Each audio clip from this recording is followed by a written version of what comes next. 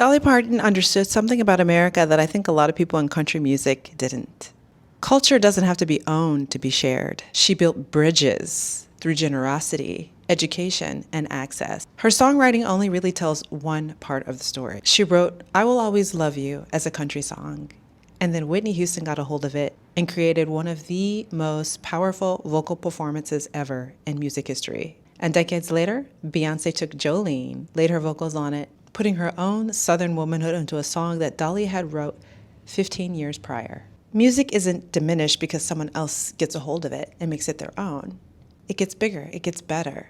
It introduces you to a wider range of individuals and audiences that may have never discovered your stuff on their own. Her philosophy in a sentence, if she had one: if you have access, create access. In 1995, Dolly started the Imagination Library in her hometown of Sevier County, Tennessee, in honor of her father, who couldn't read or write. And she didn't create some exclusive program where families had to prove they were poor enough to receive benefits. She simply said, give children books.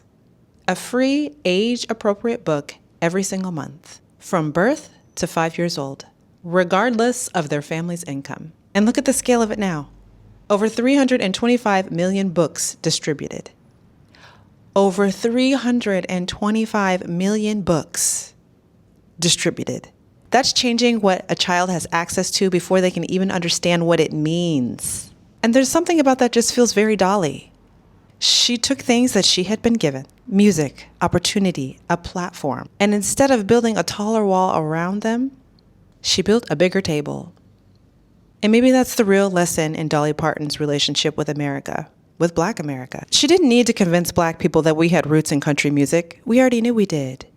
What she did was remind America that culture becomes more powerful when we stop treating it like property. Whitney could take Dolly's words. Beyoncé could take Dolly's words. A child in Tennessee could receive a book. And none of it made Dolly's world smaller.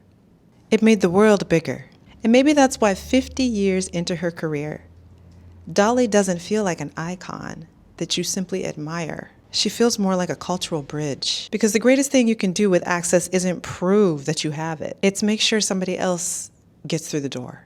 We love you, Dolly.